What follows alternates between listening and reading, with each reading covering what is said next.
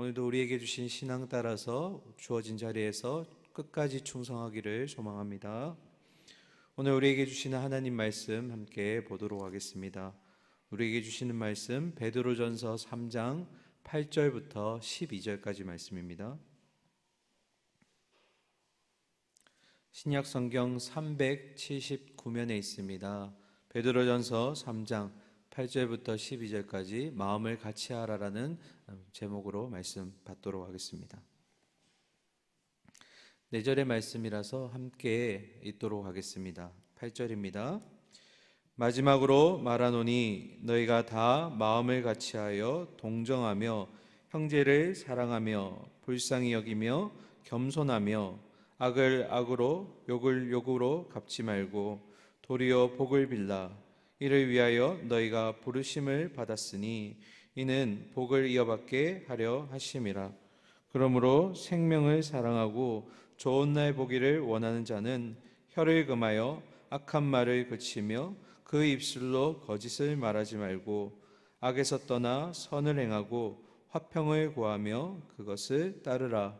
주의 눈은 의인을 향하고 그의 귀는 의인의 간구에 기울이시되 주의 얼굴은 악행하는 자들을 대하시느니라 하였느니라. 아멘. 베드로전서 2장 11절부터 시작되었던 그리스도인의 정체성을 가진 자들이 이 땅에서 어떻게 행해야 되는지 베드로의 권면이 이제 오늘 본문으로 이제 정리가 됩니다. 특별히 오늘은 베드로가 두 부류를 향해 권면합니다. 첫 번째는 교회 안에 있는 공동체를 향해 지체들을 향해서 권면하고요. 이어서 나중에 보실 두 번째는 우리의 적대시하는 세상을 향해서 어떻게 대해야 될지를 오늘 우리에게 권면하고 있습니다. 먼저 첫 번째로 교회 안에 있는 공동체 지체들에게 어떻게 대해야 될까? 우리 8절 말씀 함께 보도록 하겠습니다. 마지막으로 말하노니 너희가 다 마음을 같이하여 동정하며 형제를 사랑하며 불쌍히 여기며 겸손하며. 8절의 시작이 마지막으로라고 되어 있는데요. 사실은 베드로전서는 5장까지 있습니다. 여기서 마지막으로라는 표현은 그 의미보다는 지금부터라는 의미가 강한데요. 보시면 너희가 다 마음을 같이 하라고 되어 있습니다. 이것은 서로 다른 의견을 하나로 만들라는 의미가 아니라 한 분이신 예수 그리스도를 향해 집중하라는 겁니다. 그러니까 그리스도를 바라보면서 영적인 연합을 가져야 된다는 의미로 마음을 같이 하라고 지금 베드로가 말하고 있는 것입니다. 그러면 그리스도를 향한 마음을 한 마음을 품고 있는 교회 공동체원들을 향해 우리는 어떤 행동을 해야 될까? 베드로는 총 4가지의 모습을 보여줍니다. 첫 번째로 동정하라라고 되어 있습니다. 이 동정하라는 의미는 그냥 단순히 감정의 그 동조를 얘기하는 것이 아니라 함께 고통을 나눈다라는 의미를 포함하고 있습니다. 그러니까 다시 말씀드리면 단순히 감정적으로 서로를 위로하는 정도가 아니라 그 사람의 아픔이 나의 아픔이 되고 그 사람의 고통이 나의 고통인 것처럼 그렇게 함께 경험할 수 있을 정도로 동정하라는 것입니다. 동일한 말을 바울도 하였는데요. 고린도전서 12장 26절과 27절에 보시면 만일 한 지체가 고통을 받으면 모든 지체가 함께 고통을 받고 한 지체가 영광을 얻으면 모든 지체가 함께 즐거워하느니라. 너희는 그리스도의 몸이요 지체의 각 부분이라. 여러분 혹시 몸의 일부분 어디가 아프시면 거기만 아프지 않죠. 온 몸이 아픈 것 같죠. 예전에 제가 이 치아가 좋지 못해가지고 신경치료를 받은 적이 있었는데 이 이빨이 아프니까 어디가 아플까요?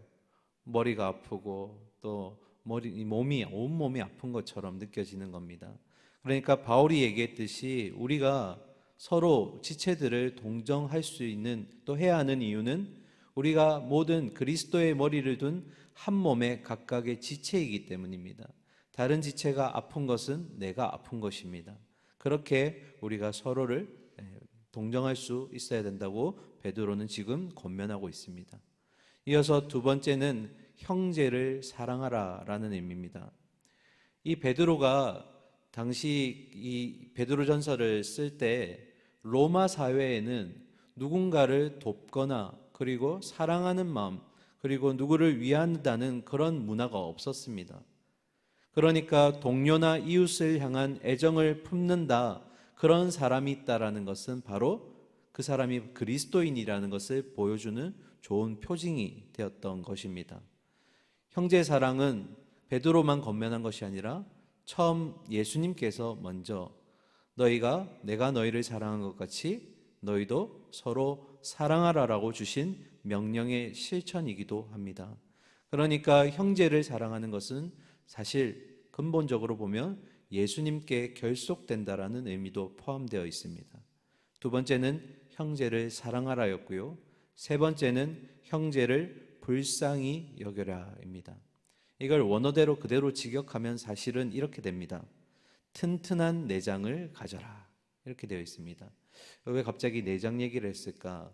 이 유대인들은 자신의 격한 마음을 표현하거나 강한 내용을 쓸 때는 이 몸 안에 있는 내장기관을 많이 사용합니다. 특별히 예수님이 우리를 불쌍히 여기신다고 했을 때 우리 안에 있는 내장기관이 마치 아픈 것처럼 그렇게 표현하시는 예수님의 모습을 보기도 했습니다. 그래서 세 번째는 형제를 불쌍히 여겨라, 긍휼히 여길 줄 알아야 된다는 건데요. 그러니까 우리의 내장기관이 튼튼해질 정도로 그렇게 강력하게 형제를 긍휼히 여길 수 있어야 한다라는 것입니다.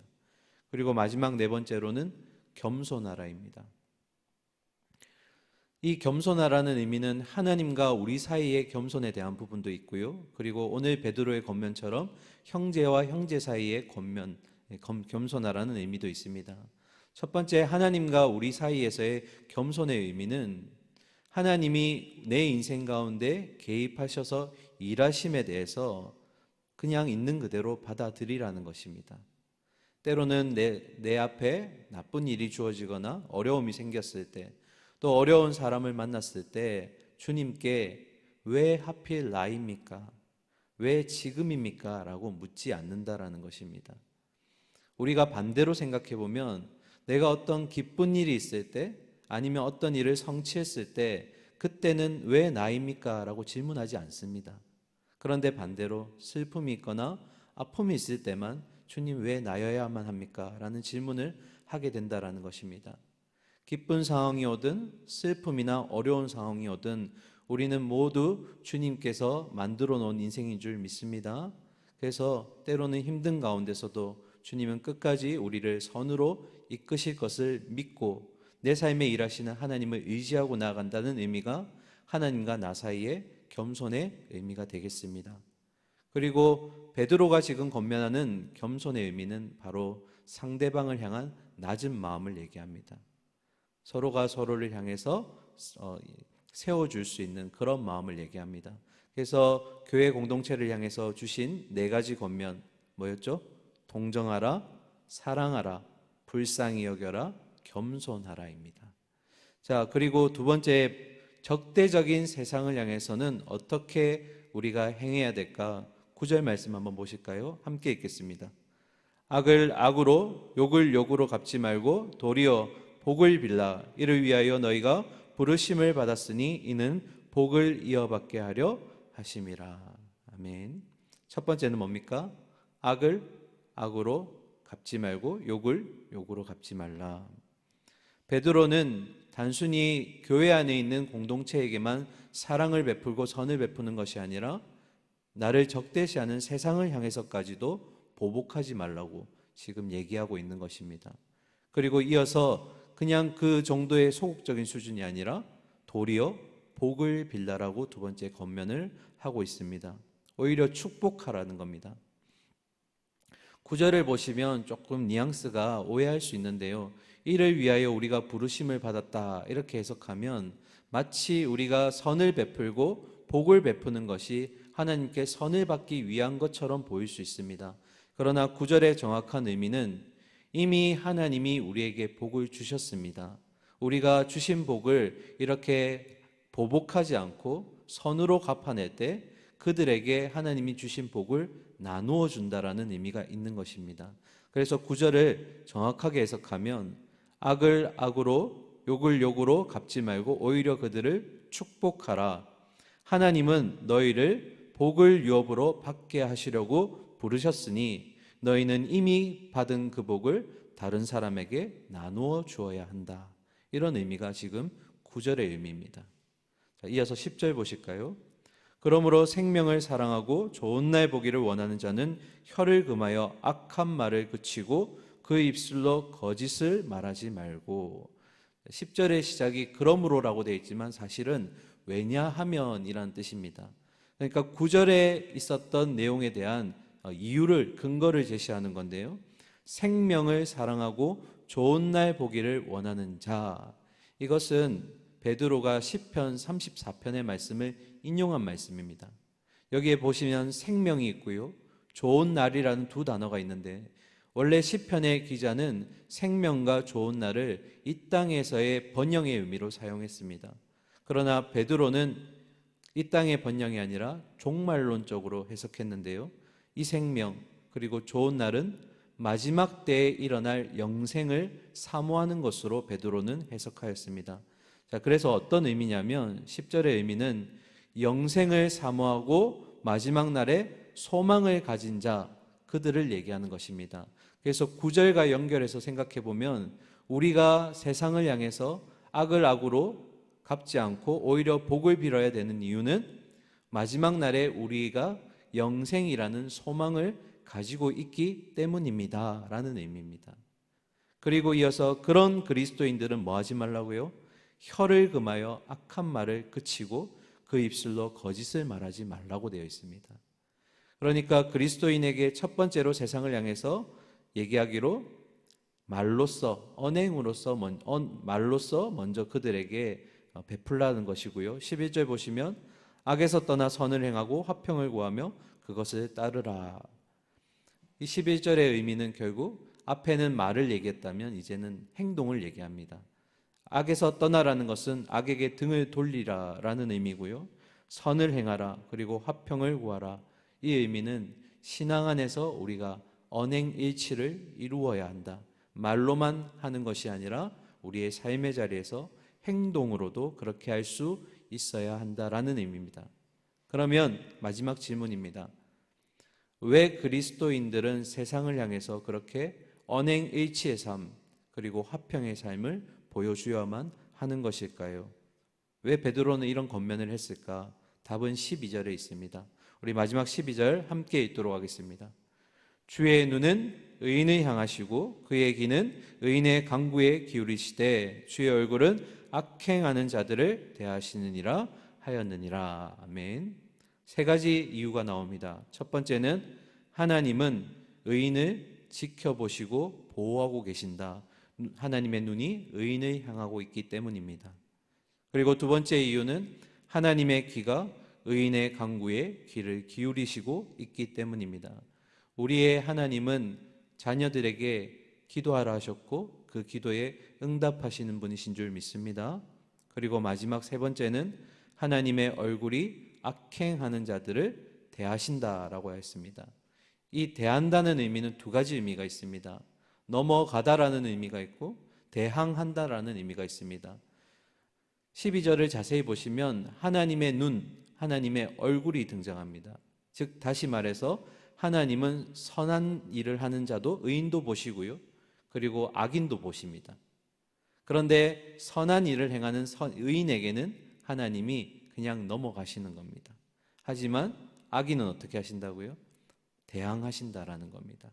그래서 하나님의 눈은 선을 행하는 자나 악을 행하는 자에게 모두 동일하게 향하고 계시지만 선을 행하는 자들에게는 넘어가시지만 악을 행하는 자들은 그냥 지나치지 않으시고 대항하신다라는 의미가 이 12절 속에 포함되어 있는 것입니다.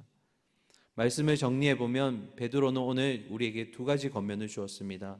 첫 번째, 교회 지체들을 향해서는 동정하고 사랑하며 긍휼하며 겸손할 줄 알아야 한다. 그리고 우리를 적대시하는 세상 가운데는 악을 악으로 행하지 않고 오히려 말과 행동으로 보여주어야 한다. 저는 이 본문을 읽으면서 두 가지가 떠올랐는데요. 내용을 쭉 묵상하다 보니까 첫 번째로 한 분이 떠올랐습니다. 동정하실 수 있는 분, 사랑하실 수 있는 분, 불쌍히 여기실 수 있는 분, 심지어는 악을 악으로 갚지 않으시는 분. 베드로의 겉면을 자세히 묵상해 보니까 결국 제 안에 예수 그리스도를 닮아라는 의미구나. 우리가 이 베드로의 겉면 속에서 빨리 파악해야 될 건 뭡니까?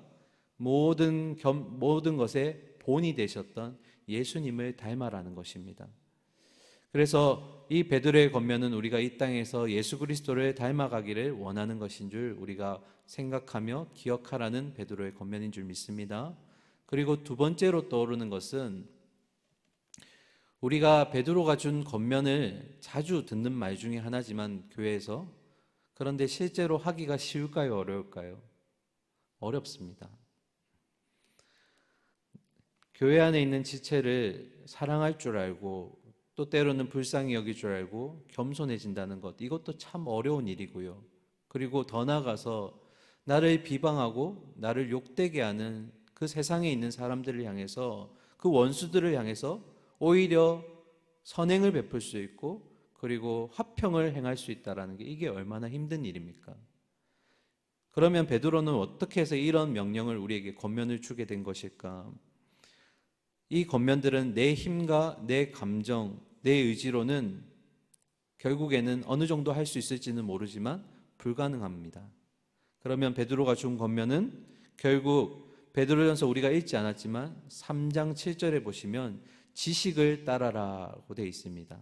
이 지식은 말씀을 의미합니다. 그러니까 베드로가 그런 우리에게 악을 행하는 원수들을 향해서 우리가 이렇게 할 수 있는 이유는 첫 번째로 말씀 속에 있는 예수님의 모습을 기억하라는 것입니다. 예수님이 이 땅에 오셔서 원수들을 향해서 어떻게 하셨는지를 말씀을 보고 기억하라는 것입니다. 그리고 두 번째로 우리가 읽었던 3장 8절 가장 첫머리에 있었던 말씀, 마음을 같이 하라. 아까 마음을 같이 하라가 어떤 의미였다고요? 의견을 서로 조합해서 하나로 만들라는 것이 아니라 한 분이신 예수 그리스도만 바라보는 영적인 연합을 얘기한다고 말씀드렸습니다.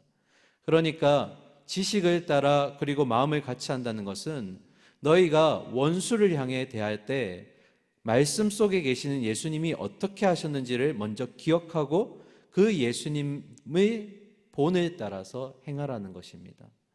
여기에는 내 의지나 내 감정으로 하라는 것이 아니라 예수님이 주신 그 말씀과 본을 기억하고 주님 닮아라는 것입니다. 오늘 새벽에 나오신 사랑하는 성도님들, 우리 마음속에 때로는 지체를 향한 또 세상을 향한 어려움과 그리고 시기와 또 근심이 있을 수 있습니다.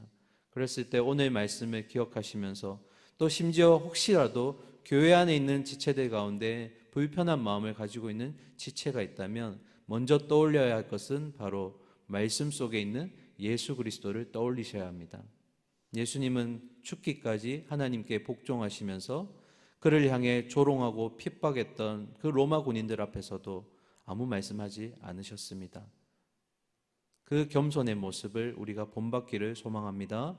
그래서 오늘도 우리에게 주어진 삶의 자리로 나아갈 때 주님, 내 힘과 내 의지로, 내 생각으로는 이런 베드로의 겉면을 지키기가 어렵고 힘들지만 그러나 주님 닮아 보겠습니다.